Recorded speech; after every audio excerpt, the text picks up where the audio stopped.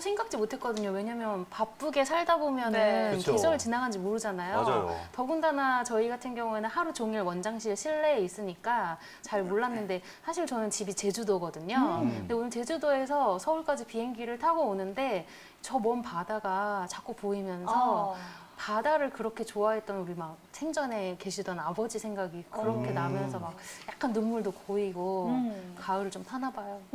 뭐 일조량이 줄어들기 때문에 더더욱 밤이 더 중요하거든요. 네. 왜냐하면 밤에 숙면, 깊이 잠들어 있어야지만 우리 몸에 활력을 주는 호르몬들이 왕성하게 분비가 되거든요.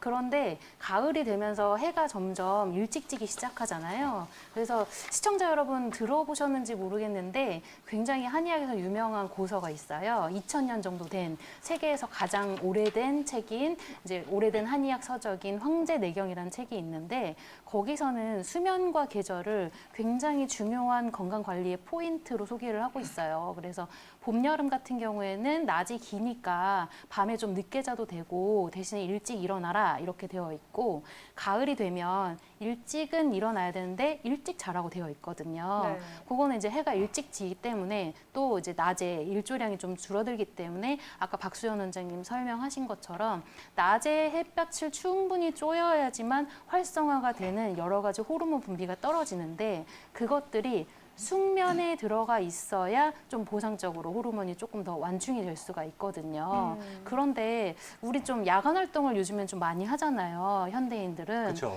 그리고 여름에는 왠지 이제 즐길 밤문화거리들이 굉장히 많죠. 그래서 늦게 주무시던 습관이 가을까지 계속 이어져 오거든요. 그래서 가을이 되면 해가 일찍 지기 시작하니까 일찍 잠자리에 들어서 충분히 이제 활력을 보충을 시켜야 되는데 그게 안 되다 보니까 낮에는 오히려 활력이 더 떨어지면서 왠지 더 우울해지고 밤에 충분히 회복을 했다면 낮에 일조량이 좀 부족해서 뭔가가 이제 대사작용이 조금 떨어진다든지 그런 부분을 보상을 할 수 있을 텐데 피곤하면 그게 또 잘 안 될 수가 있잖아요. 네. 그런 여러 가지 낮과 밤의 문제가 결합되어 있습니다.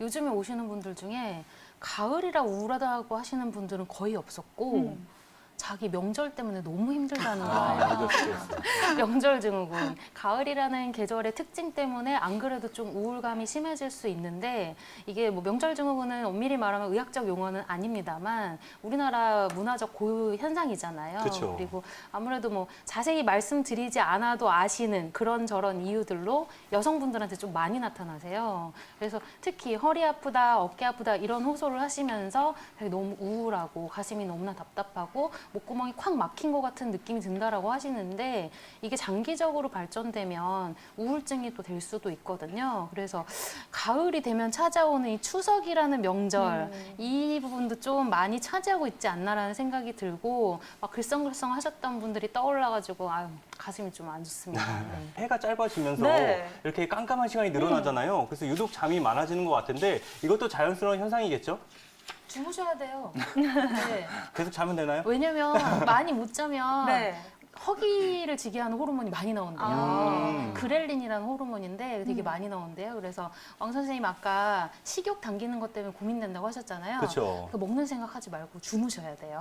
원장님 저 같은 경우에는 네. 오히려 밤에는 말똥말똥해지고 네. 낮에 중간중간 많이 꾸벅꾸벅 졸거든요. 밤에 안 주무셔서 당연히 낮에 졸리시겠죠. 아, 제 잘못인가요 또? 네, 그렇죠. 그리고 저 빙 선생님한테는 추천드리고 싶은 게 스카프 추천드리고 싶어요. 스카프요? 네, 목이 한기에 노출되게 되면 감기 좀 쉽게 올 수 있는데 아까 제가 미처 말씀드리지 못한 게 외부 활동 박수연 원장님이 많이 강조하시면서 모자 꼭 쓰라고 말씀하셨잖아요. 모자와 함께 스카프도 좀 챙기셨으면 좋겠어요. 왜냐면 땀이 난 다음에 찬바람 쏘이면 기와열 때문에 체온이 또 떨어지잖아요. 그런 것들 때문에 감기 오기 십상이니까요. 모자랑 함께 스카프 하나씩 꼭 챙기시기 바랍니다.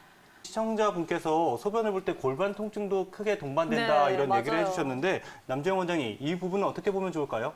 네, 시청자분의 증상을 조금 분석을 해보면 이분께서는 만성 신우신염을 앓고 계실 수도 있지만 신우신염은 이미 다 치료가 끝났고 신우신염 후유증을 앓고 계시는 걸 수도 있어요. 그렇다면 만성 골반 통증 증후군을 의심을 해볼 수가 있는데 시청자분께서는 조금만 가사 일을 해도 옆구리가 땡기고 잘 피곤하다고 하셨고 소변을 볼 때 좀 뻐근하고 골반이 아프다고 하셨는데 이게 만성 골반 통증 증후군의 좀 전형적인 증상입니다. 뚜렷한 이유 없이 골반을 받치고 있는 장기들 내부에 약간의 염증이 발생하면서 통증이 생기는 여러 가지 증상들을 이 증후군으로 표현을 하는데요. 뭐 직장, 그러니까 항문 부분이 이유 없이 좀 아프다든지 한의학적으로 산통이라고 하는데요. 이렇게 잡아당기는 듯한 통증이 들 때도 있고, 남자분 같은 경우에는 뭐 달걀을 깔고 앉아 있는 듯한 느낌이라고 표현을 할 때도 있어요. 그리고 여성분들 같은 경우에는 뭐 질건조증이 생긴다든지 부부관계를 하실 때 좀 많이 아프셔서 힘드신다든지, 또 때로는 뭐 절박녀라든지 소변을 참을 수 없거나 너무 자주 소변을 보러 가신다든지, 이렇게 비뇨기와 생식기와 그리고 기타 골반 강에 있는 장기들의 여러 가지 증상들이 나타난 것, 이걸 만성 골반 통증 증후군이라고 하는데요. 시청자분의 증상은 이걸 좀 의심해 볼 만하다고 생각됩니다. 네, 일단은 남지영 원장님께서는 신우신염의 후유증, 만성 골반 통증 증후군이 아닐까라고 설명을 해주셨는데요. 원장님, 그렇다면 이 골반과 허리 근육을 강화할 필요가 있을까요? 그럼요. 골반과 허리 근육을 굉장히 많이 강화를 해야 하고요. 네. 이 골반과 허리를 둘러싸고 있는 근육들이 큰 근육부터 작은 근육까지 굉장히 다양하고요. 이 옆으로 둘러싸져 있는 근육들도 있고 아래를 받치고 있는 근육들도 있거든요. 그런데 지금 이제 그림 나가고 있습니다만 굉장히 복잡하고 다양한 근육들로 이루어져 있어요. 이것들이 텐션, 긴장이라고 하는데 너무 많이 긴장되어 있어서도 안 되고 너무 이완, 느슨하게 되어 있어도 되지 않고 적당하게 균형 있는 안정감 있는 상태가 되어야지만 이 골반 안에 있는 장기들의 혈액순환도 좀 원활하게 될 수가 있고 경락 에너지 흐름도 안정화가 되면서 건강하게 골반 강 내의 장기들이 여러 가지 대사작용들을 할 수가 있기 때문에 허리 그리고 골반을 받치고 있는 근육 그리고 허리 앞쪽에 있는 복부 근육들을 좀 강화하고 안정시키는 것이 굉장히 중요합니다. 네, 네. 그렇다면 이렇게 허리와 골반 주변의 근육을 강화시키고 복부를 강화시키는 운동 중에서 어떤 운동이 크게 도움이 될 수 있을까요?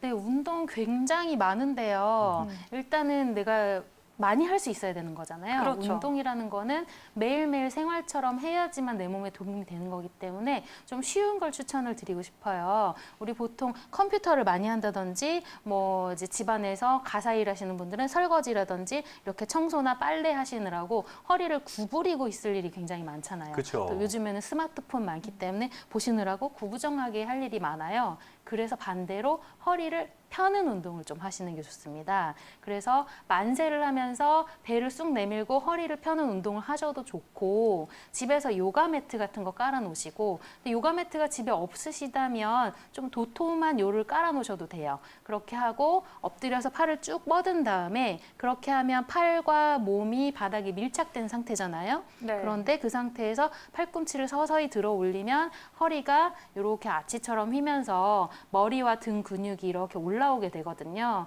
그래서 우리가 평소에 하고 있던 구부정한 자세와는 정반대 자세인 등과 허리 근육이 펴지는 자세를 하게 됩니다. 그런데 지금 그림에 나와 있는 것처럼 저 정도 각도가 안 된다고 해서 무리해서 하지는 마시고요. 본인이 할 수 있는 각도만큼 하시고 뻐근한 정도가 되면 잠시 한 5초에서 10초 정도 그 상태에서 잠깐 멈췄다가 다시 원상태로 돌아오고 이 동작을 좀 자주 하시면 좋을 것 같고 엎드려서 이 운동을 하시는 게 좀 번거로우시다. 그러면 제가 방금 설명드린 그냥 앉아서 만세하고 기지개 펴는 것처럼 뒤로 이렇게 젖히는 운동 요거를 좀 자주 하시는 게 좋을 것 같고 포인트는 본인이 할 수 있는 데까지 한다. 그리고 할 수 있는 데까지 각도를 한 다음에 5초에서 10초 정도 멈춰서 그 자세를 유지한 다음 풀어준다. 요걸 기억하시면 되겠습니다.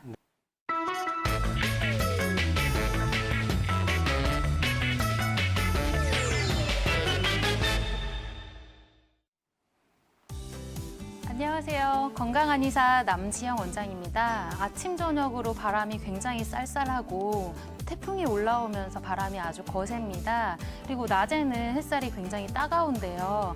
이렇게 일교차가 큰 환절기, 면역력이 떨어지기 십상이죠. 그래서 여러분 면역력을 키우려면 어떻게 해야 할까? 한의원에 방문하는 것도 좋지만 평소에 본인이 관리할 수 있는 방법 굉장히 궁금하실 것 같아서 제가 오늘은 그 부분을 준비해봤습니다. 여러분들께 드릴 말씀은 굉장히 많지만 그런 것들을 다 지키기는 어려우세요. 그래서 중에서 가장 대표적인 7가지를 꼽아봤습니다. 1번, 천연식품 위주로 잘 드셔야 됩니다. 사람이 먹는 것이 굉장히 중요하잖아요. 그래서 잘 먹는 것이 굉장히 중요한데요. 잘 먹는다는 거는 고열량의 식품을 많이 먹는다는 뜻이 아닙니다. 예전에 굉장히 우리가 못 먹고 음식이 부족하던 시대에는 영양가가 풍부한 음식은 칼로리 높은 음식을 이야기를 했어요. 하지만 요즘에는 음식이 부족해서 탈이라기보다는 음식을 너무 많이 먹어서 탈인 시대입니다. 그래서 소식을 하시는 것이 좋고요. 웬만하면 천연식품, 자연식품 위주로 챙겨 드시는 것이 굉장히 도움이 되시고 규칙적인 식사 습관도 강조드리고 싶습니다. 그리고 두 번째, 충분히 쉬셔야 됩니다. 낮보다는 밤이 굉장히 중요한데요. 이제 한의학에서는 자시를 굉장히 중요하게 생각해요. 자시는 여러분들 잘 아시다시피 밤 11시부터 새벽 1시까지를 이야기를 합니다. 좀 더 보수적으로 푹 주무셔야 되는 시간을 말씀드리자면 자시 전후로 1시간씩 늘려서 10시부터 2시까지를 말씀을 드리는데 10시에 현실적으로 숙면에 들어가기는 쉽지 않기 때문에 자시가 시작되는 11시에는 숙면에 들어가 있으셔서 깊이 주무시면서 뇌와 몸과 정신을 좀 회복시키기를 권유를 드립니다.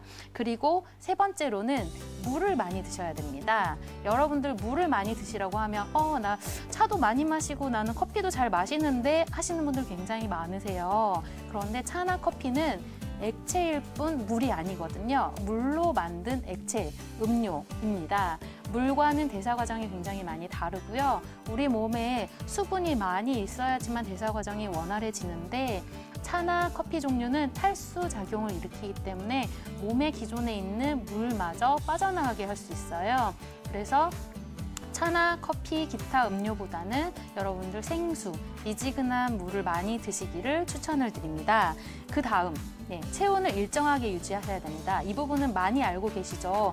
아침, 저녁으로는 춥고 낮에는 따가워서 땀이 많이 나기도 하고 땀이 난 다음에 차가운 바람으로 땀이 식으면서 체온이 많이 내려가면서 여러 가지로 몸의 대사작용과 면역작용이 깨지면서 여러 가지 바이러스성 질환이 나타날 수가 있는데 얇은 가디건 같은 거 꼭 챙기고 다니시고 스카프나 손수건 준비하셔서 땀이 났다면 그 즉시 뽀송뽀송하게 닦아주셔서 기와 열로 체온을 뺏기는 일 없도록 유의하시고요. 그리고 여러분 가능하시다면 활력을 부여하기 위해서 하루에 20분 이상 숨이 찰 정도의 운동을 해주시는 게 좋아요. 1시간, 2시간 운동해야 운동한다고 생각하시는 분들 많으신데 그렇게 길게 하실 수 있다면 다행이시지만 내가 체력적으로 힘들다 아니면 시간을 내기가 좀 힘들다 하시는 분들은 가능하면 하루에 20분 정도 대신에 살살 하지는 마시고 숨이 찰 정도, 내가 숨이 찰 정도의 강도의 운동을 하시면 도움이 되실 것 같습니다.